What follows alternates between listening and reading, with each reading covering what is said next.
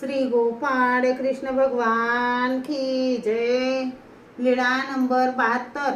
जिभेच्या रोगापासून माडिनीचे रक्षण। काऊड गावीची माडिन, तिला जिभेचा रोग झाला। तिला त्या अवस्थेत एक विरेच्या देवळात ठेवले। साधा त्या देवळात गेली तेव्हा माडिनीची जीभ तोंडाबाहेर निघालेली व त्या जिभेला माकोड्या मुंग्या लागलेल्या आहेत असे साधाला दिसले आणि सर्वज्ञांजवळ आली।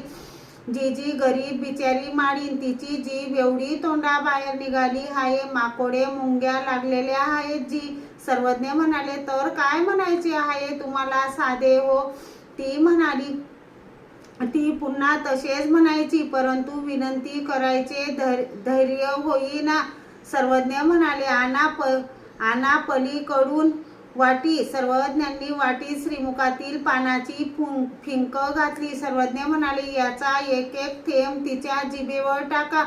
मग साधा गेली, एक एक थेंब तिच्या जिभेवर टाकला आणि संपूर्ण जीभ तोंडात गेली। ती जिवंत झाली, डोळे उघडून पाहू लागली, परंतु उठवेना। पुन्हा साधा सर्वज्ञांजवळ गेली। जी बापुडी माडिन जिवंत झाली। जीभ सर्व आत गेली। बापुडे प्रेत जिवंत झाले। जी परंतु तिला बोलवत नाही, उठवत नाही। सर्वज्ञ म्हणाले, तर काय म्हणायचे आहे तुम्हाला साधे हो? ती पुन्हा तसेच म्हणायची। सर्वज्ञ म्हणाले, तर मग वाट्यांमध्ये पाणी भात घालून आणा इकडे। सर्वज्ञांनी थोडा पाणी भात खाऊन बाकी प्रसाद म्हणून राहू दिला।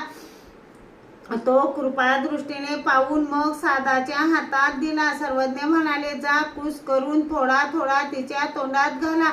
मग साधाने थोडा थोडा तिच्या तोंडात घातला। मग ती सावध झाली। साधा तिला घेऊन आली, सर्वज्ञांना दंडते घातले, श्रीचरणा लागली। मग सर्वज्ञांना रात्रीचा पूजावसर झाला।